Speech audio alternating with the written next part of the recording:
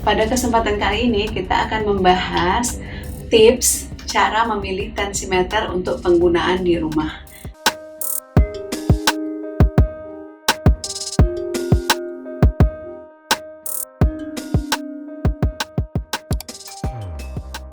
Hai semua, apa kabar? Bertemu lagi bersama saya Dr. Sarifah dari Klinik Pasadena.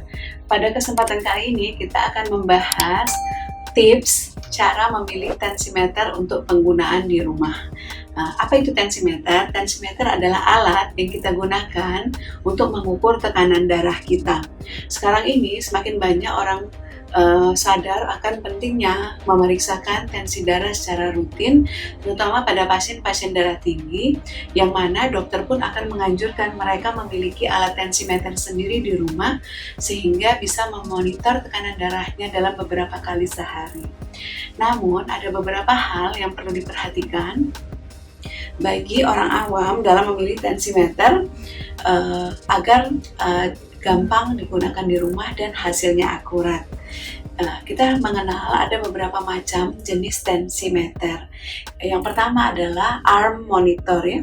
Arm monitor itu ada dua macam. Ada yang tipe aneroid, ini biasanya penggunaannya agak susah karena dia menggunakan sistem pompa dan memerlukan pembacaan, memerlukan stetoskop juga. Itu biasanya digunakan oleh praktisi kesehatan. Yang mana yang jenis ini ada dua macam juga, ada jenis yang udara biasa, ada jenis air raksa. Di mana yang jenis air raksa merupakan jenis yang terbaik untuk mengukur tekanan darah. Namun untuk penggunaan di rumah ini sangat tidak dianjurkan. Selanjutnya yang arm monitor yang tipe digital. Yang kedua ini adalah jenis yang paling dianjurkan bagi kita apabila ingin mempunyai alat tensimeter di rumah, karena selain gampang digunakan juga bisa menunjukkan hasil yang mendekati dengan keakuratan sistem raksa. Selanjutnya ada yang wrist monitor atau di pergelangan tangan. Penggunaan ini agak sedikit susah karena selama pemeriksaan kita harus memastikan pergelangan tangan kita sejajar dengan jantung. Apabila sedikit meleset maka hasilnya juga akan meleset. Jadi tidak dianjurkan untuk penggunaan di rumah. Begitu juga dengan yang untuk di jari. Jadi alat tensimeter yang dianjurkan untuk digunakan di rumah adalah yang arm monitor dengan tipe digital monitor.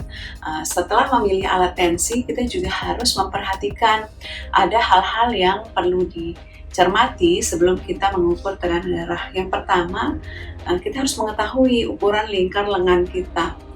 Pilihlah manset yang sesuai dengan ukuran lengan kita, jadi tidak sama antara satu orang dengan orang lain.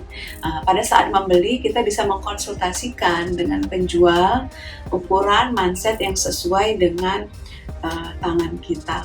Apabila badan kita tidak standar, artinya kalau kita terlalu kurus atau terlalu gemuk.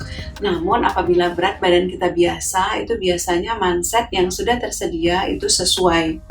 Selanjutnya adalah lokasi pengukuran.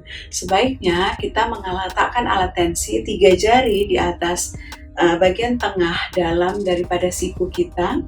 Kemudian pasangkan manset dalam posisi bisa memasukkan 2 jari, jadi tidak terlalu longgar dan tidak terlalu sempit. Karena terlalu longgar dan terlalu sempit akan mengganggu hasil akhir pengukuran. Kemudian apabila hendak mengukur tekanan darah, jangan konsumsi kafein dalam waktu 2-3 jam sebelumnya. Kemudian duduk tenang selama 5 menit, baru melakukan pengukuran. Tangan ataupun siku yang akan diukur harus bersandar pada tempat yang nyaman. Lakukan pengukuran pertama, kemudian lakukan lagi pengukuran kedua.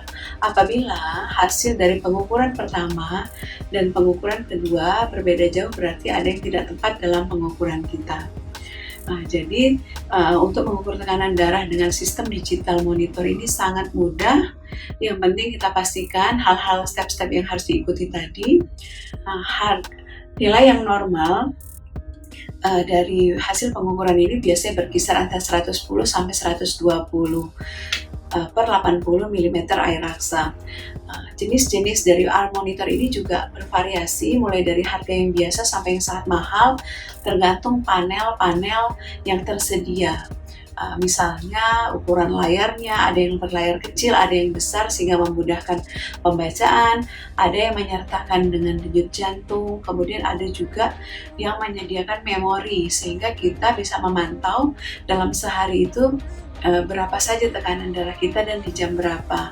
Bahkan yang mungkin yang harganya agak lebih tinggi bisa terhubung dengan aplikasi-aplikasi pemantau tekanan darah yang ada di smartphone kita, sehingga dengan seperti itu pada saat kita misalnya punya tekanan darah tinggi, saat kita kontrol ke dokter, tekanan darah kita dalam seminggu itu bisa terekam di satu aplikasi, tinggal kita laporkan saja.